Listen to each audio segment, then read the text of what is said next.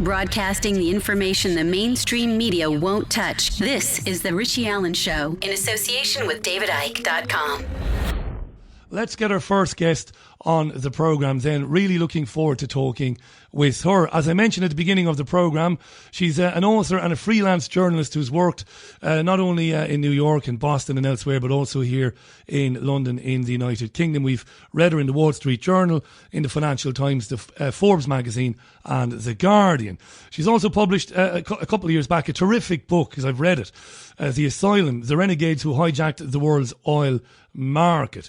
Now, she's of great interest to us because a few years back she was working as working in finance, in financial journalism. She was in Jersey and she was investigating financial dealings there and money there, and she came across the massive cover-up of child abuse on that island. I'll give you all the details as to where to find her on her website and where to find her book. But for the moment, let's welcome to the programme Leah McGrath Goodman. Leah, welcome to the programme. How are you? Hi, how are you today? I'm very well. Leah, you're I'm intrigued by McGrath. Is that that's from Waterford in Ireland, is it?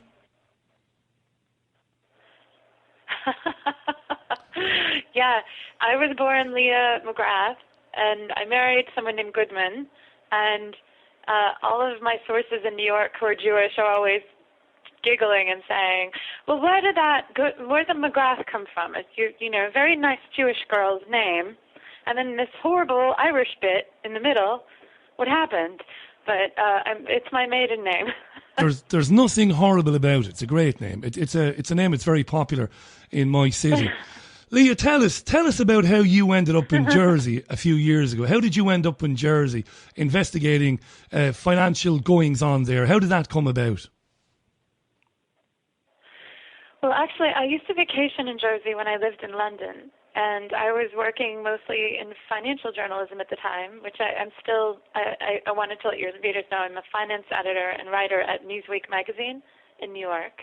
But at the time, I was freelancing, and I went to Jersey initially to see friends, and I would use it as a little bit of a getaway.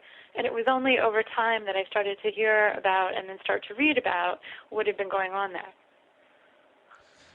And that's really important to your story, because talking to a friend of mine about it today who works for a newspaper here in the UK, what's really interesting about you is that you didn't set out to investigate what you ended up investigating, which is the cover-up of the abuse. How did you first learn about that, Leah? Yeah, so what happened was I'm quite fond of the island of Jersey, and so as I got more attached to it and I started to become more interested in the goings-on there, when this investigation began in 2008 into a children's home that had been on the island for a long time and the source of many really terrible stories, called Hot Delegaran.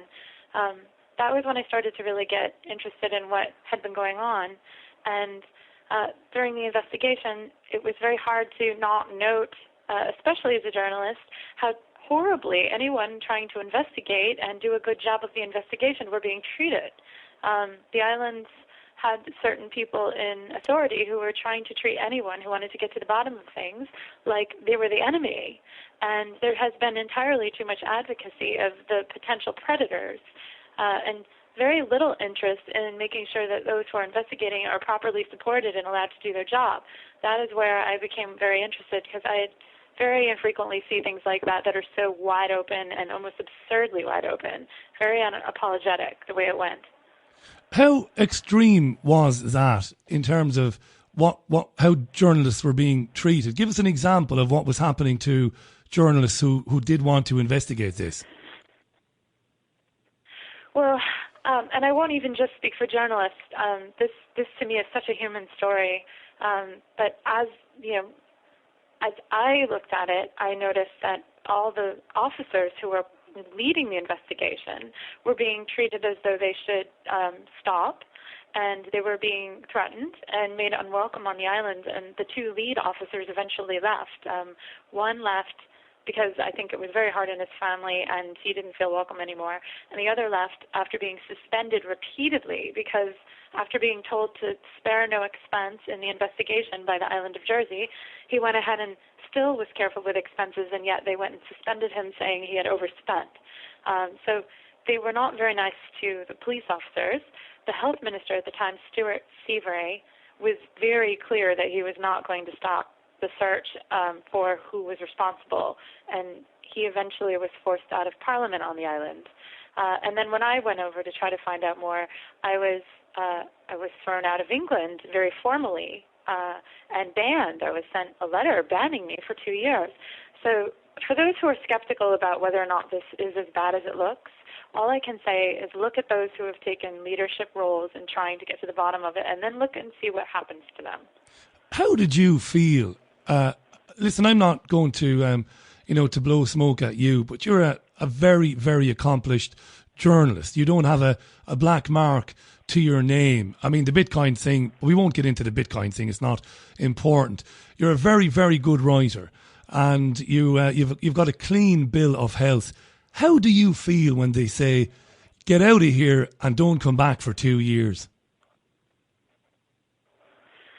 Well, and that was well before the Bitcoin thing, which was a whole other technological thing, and an amazing story as well. But yes, with this one, it was awful because I had lived and worked in England for some time. I actually had a Tier 1 visa to be in England, and I had actually left a few years earlier to do a fellowship in Colorado.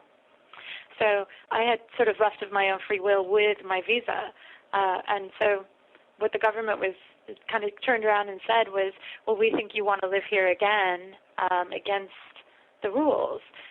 Now I was traveling to do the research, and I did go back and forth, but I never overstayed. I think I never stayed maybe longer. I can say for sure I never stayed longer than a month at a time, and I stayed well within the bounds of the rules. So the accusation was very much like a Minority Report style accusation. It was sort of an accusation of telling me what they thought I might do in the future. But I had actually done nothing. So it's, you can't really throw somebody out on the basis of what they think you might do. But they went ahead and did that. And I did file for a review, and they denied my review, which also is against their own rules. But they don't really follow their own rules when they don't want to. What did that do to you and the way you think about authority? I mean, did it change you, Leah? Did it change you forever? Believing that while the system might have its problems, while there is corruption, while there are bad people, this is something different entirely. How did it change you, that whole episode? Well, I want to tell two things in response to that. One is sort of personal and one is a little more general. And the personal bit is when they decided they wanted to throw me out of England, instead of really letting me know that I wasn't allowed in and just not allowing me to come in, what they did was they waited until I got to the Heathrow airport, and when I was in the passport check, they came over and said, well, we'd like to ask you some questions. So I, of course, said that's fine. And we went downstairs. They impounded my luggage, but that's sort of procedure. We went downstairs, which is a basement warren kind of underneath Heathrow Airport, and they locked me up for 12 hours. They actually brought me into a room, shut the door, and then secured me without letting me know they planned on locking me up. And then they insisted on fingerprinting me, photographing me, and treating me as though I was being arrested. And when I asked to call my embassy or to call the U.S. State Department or to call a lawyer, I was denied. So, again, my rights were literally taken from me. And again, this is against the law. At the time it happened, they said, well, you're on the border, and the border doesn't have any law.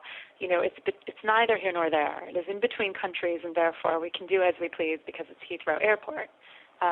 There are special rules at airports, that's true, but there are still restrictions, and you still can't cross certain lines, and they certainly did cross those lines.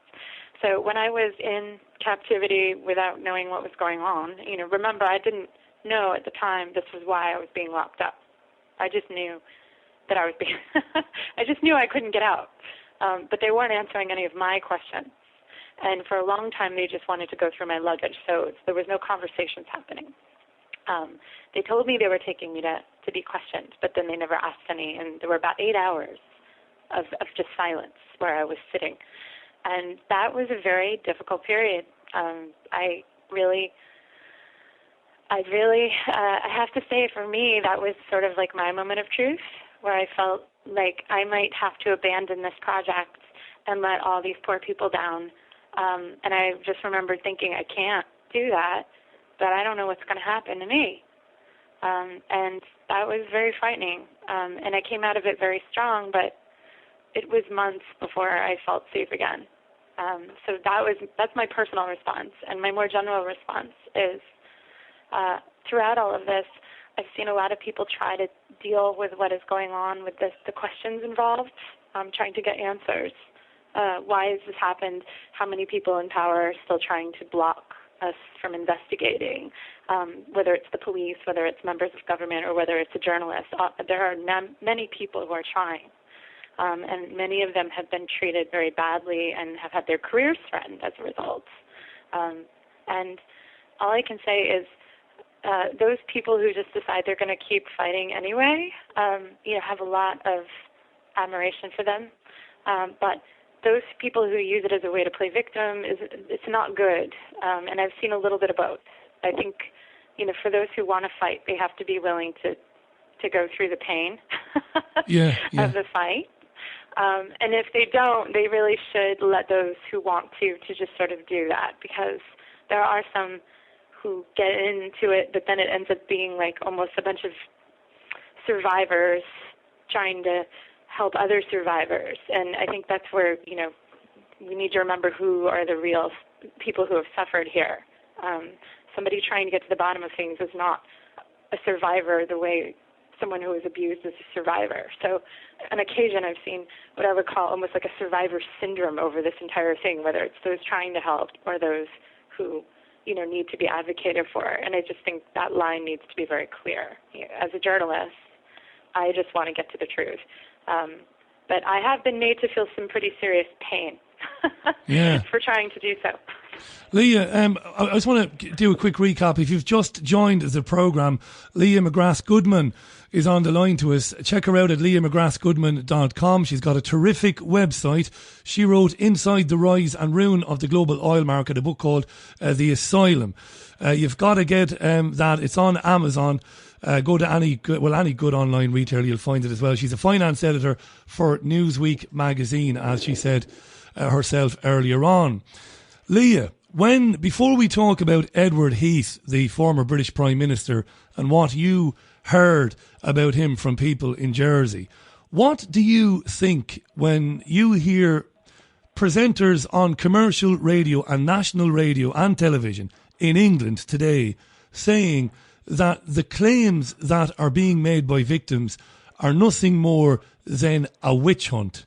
Now, that's right across the board, from LBC in London to the BBC and to some national newspapers. What do you say to that? Well, I say that whenever you have powerful interests that don't want things looked at, you are always going to hear all sorts of just very generalized statements to try to discourage people from looking at it. So, it's easy to call anything a witch hunt, but it's not terribly impressive.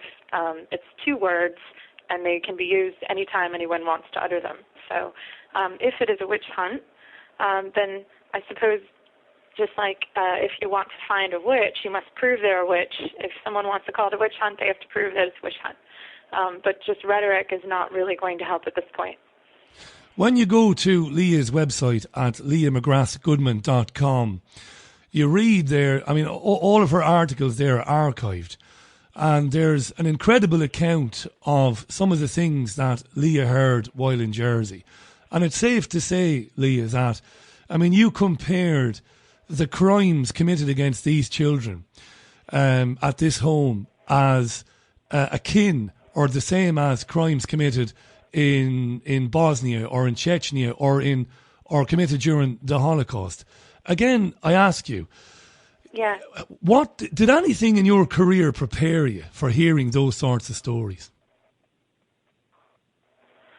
No, and I don't want. It's very hard to compare anyone's pain to any other person's pain. Of course, it's definitely that's a tricky area for anyone. And the reason I wrote about it that way was because I think a lot of people miss the point when we say the word child abuse. The word abuse, it's a very vague term. Somebody can just be verbally abusive and therefore commit abuse. But this was not mere abuse. These are horrible atrocities. And one of the saddest parts was for a lot of these people, they were in a position where they couldn't escape. It wasn't even in many ways comparable to what happens in war, where maybe there's a terrible happening, but there's a definitive beginning and end, and it's, it might last a day or an hour or, sometimes a lot longer. But in the case of a lot of the survivors of abuse in Jersey and in the United Kingdom and many other places, they are in a spot for years and they can't get out. And in the meantime, things are happening to them that are just unbelievable. And psychologically, I think some of it's even worse than the physical. But it's so sad. The stories are just, they're so awful. The extent to which some of these people were victimized, all I can say is it's an utter shattering of someone's psyche. Just where those who were preying on some of these people wanted them to believe they were going to die, wanted them to, believe that their own siblings were going to also go through the same thing, playing family members against each other or playing, in some cases, couples against each other where, you might have young children who were fond of each other, like a little boy and a little girl, things like that. Just awful. I would never want to go into too many details on radio, but the psychological preying to me was even greater than the physical abuse. Just the way they really tried to utterly eviscerate people's minds. It just is so sad, and I will always fight for those survivors because no one in the world should ever be treated that way. Nobody. I think one of the saddest parts of a lot of this research is that a lot of the people who described suffering from abuse, when you talk to the abuser, if you get to talk to the abuser, that abuser also has a story of the same happening to them when they were children. And so you see that there is a cycle that, if not broken, can continue. What about because we're learning through journalists like yourself in Australia and in the United States, we remember the allegations made against Lawrence E. King through the Franklin Credit Union scandal. All around the world, Leah, these things have been happening to children, and the perpetrators have been senior politicians, the captains of industry. There's something bigger and deeper than just depravity going on here. At least that's what I think.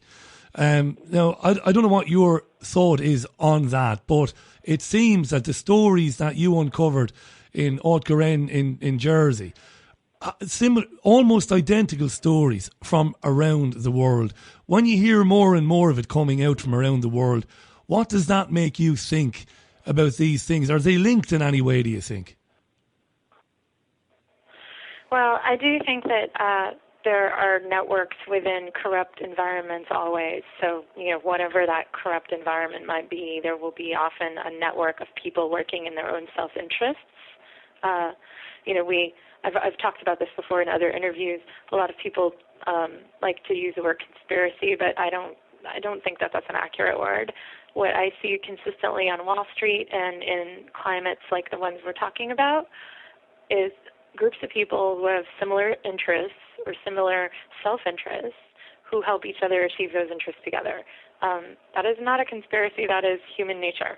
But in some cases where there's very, very bad things going on, or very bad corruption, or in this case, atrocities against children, you see people working together with self-interests in a way that is truly evil. And so, people need to remember that those who are involved in something and don't feel badly about it will work in their best interests, and their associates will also work in their best interests. And in many cases, if they're powerful, they can get people to work in their interests simply because they're powerful, not because maybe those who are helping them even know what they're up to.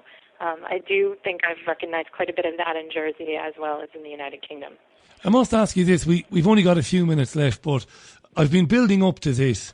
What about what you heard in Jersey about Edward Heath, the former British Prime Minister? Tell us what you were being told. And then I want to ask you to tell us from the bottom of your heart what you thought of those who were telling you that. Did you think they were credible? Did you think they believed it? First of all, tell us about what you heard about Edward Heath. Well, I can say that those, again, because I'm a journalist, what I do is I interview all the people who seem to be credible, and then might have something to say. So all I can say is the ones who told me they believed that there was something to it, they were very credible. I talked to police officers, members of the parliament on the island, and also people who were part of the groups of survivors who had either heard or seen things. And then there were also Jersey residents who had gone to the police with reports and had been ignored. So I think the main thing is it did seem that there were things happening on his yacht. There were reports specifically from residents I've talked to, who saw a certain number of children get onto the yacht, and then when the yacht came back to shore, less children coming off the yacht. So that was what was witnessed, and it was reported. One politician in particular had reported, another resident who had told me that they had reported, and that report, it recently was confirmed, was lost, or more likely, the police came out and just said they couldn't find it. So it is very concerning that a report like that would have not been followed up. And there were numerous reports over time about activities that surrounded not just Heath, but people who he also consorted with. For example, Jimmy Savile, who would visit the island and was also known to prey on children on the island. So, Leah, I'm not for a minute trying to put words in your mouth, and I couldn't because you're a senior journalist. You're too clever for that. But I do not. I wouldn't dare to. Don't worry, you won't. No, you won't. I won't, of course, and I wouldn't dare patronise you either. I wouldn't do that. You say that the islanders who told you about children going and maybe less children coming back, you believe that those people are credible. They believe what they're saying. That's a good way of putting it, Leah, that they believe what they are saying, basically. Well, I don't see any reason to believe in a witness not telling the truth unless I see other reasons why they might not be telling the truth. But there's also other things that you look at as a journalist. Corroboration is really important. So if you talk to someone who tells you a specific account, you're going to find out who they were with, and then you're going to ask those people, did they see the same thing? One thing I will say about the Heath accounts is they match up very well, which to me shows credibility. I have always heard these stories in conjunction with him taking children onto the yacht and going into international waters. I've never heard a story about him doing anything on the actual island. So when you have that many different people giving you the same story in different ways, to me that builds credibility. Got to ask you this. We've only got a couple of minutes left. I know you're busy there, and thanks for doing it. And you are a real pro because the line isn't great. I can hear you really well, but I understand you're struggling with it from this end. So you're a proper professional for carrying on. By the way, I really appreciate that. But then the McGraths of Waterford and Ireland are great people. Great people. They'll put up with anything. Lee, I've got to ask you this. Do you believe, honestly, because I do not believe that Justice Lowell Goddard, flown in from New Zealand, is going to really investigate this in the manner it should be. I believe that the woman, she might be well-intentioned, but I believe the woman will be stonewalled at every junction, at every avenue. Because I believe, Leah, that if the public learns that a sitting Prime Minister of this country was murdering or was party to the murder of children, it will bring the establishment down. What do you think? Well, I think if that belief was held by the establishment, that would be very lamentable, because if you are going to if you're worthy of the power that you have, right, as a government or as a leader, you have to be able to get to the bottom of things and then move on from them and learn from mistakes. And I would think that he's sufficiently in the past at this point that they should be able to do that, even if they're going to have to come to some very difficult conclusions. And we still don't know what those conclusions are fully until it's fully investigated. But I will say something about the Goddard inquiry, and I think that this is very important for your listeners to know, especially if they're looking to participate. And I have tweeted about this quite a bit. Yes, I've seen this, yeah. Definitely, if you link this, yes, my tweet handle is @TruthEater, and it's truth_eater on Twitter. And just really quickly, most of the updates are on there, but in particular, these independent inquiries that are happening in the United Kingdom, as well as in Jersey, into abuse, they're by definition not independent. They have to comply with the UK Inquiries Act of 2005, and that gives the Ministry of Justice and the Cabinet Office very far-reaching powers. They get to decide, they have veto power over who chairs the inquiry and what can and cannot be published in the final report. So at the end of the day, you're not looking at a situation where Judge Goddard is going to have full range. She simply is going to have to answer, in the end, to the Ministry of Justice and the Cabinet Office. And one more point. The House of Lords set up a committee in 2013 to 2015 to make recommendations to the government on how to do these inquiries more efficiently, because each inquiry seems to be sort of a make-it-up-as-you-go with a judge who's never done it before, and there are always lots of mistakes. So the House of Lords had issued some recommendations, and one of them was to allow the head of the inquiry to focus on the matters of the inquiry and to get administrative support. So if she needed to set up offices, like Judge Goddard did, or a website, which she had to do to collect testimony, that there should be a kind of a permanent office that helps with those things, that knows best practices. That way we don't lose testimony of survivors like we did a month or two ago at the Goddard inquiry. And then Goddard can focus on the matters at hand. But they also recommended that the UK government stay out of it and that they don't have veto power, that ultimately the judge can decide what's best. The UK government rejected all those recommendations in June of 2014 in a report, and you can find these reports online. It's an outrage, Leah. It's an outrage. Look, we deal in facts on this programme, and when we're not dealing in facts, we always say that we are expressing opinion. It's my opinion that they will do anything necessary, no matter what it is, to prevent the full truth of this coming out. But it's down to journalists like yourself and other good men and women who are writing about this to not allow them do that. I've got to ask you this, because listeners are asking, I mean, you can go on Twitter now later, you can see there's been a huge response to this on Twitter, on my Twitter page here. Will you be writing a book about what happened to you, what you learned about Jersey, and your investigations ongoing? What was that last bit? Yeah, your continuing investigation. Is there a book in the offing about your investigation of this whole historical child sex abuse? Will you be writing a book and publishing one? Oh, yes. I am in the middle of working on this. We're hoping to see the inquiry in Jersey finish up in not too long. I do feel that the interviews from that inquiry are very important, and so I've been following that inquiry as it goes, and then also continuing my own research. But yes, there will be a book on this. Leah, thanks for coming on the programme, and thanks for working through the difficult line. I really appreciate that. People, you need to go to leahmcgrathgoodman.com. She's a finance editor at Newsweek. She's written a terrific book on Big Oil before and corruption within Big Oil. I'll tweet out all the details to that.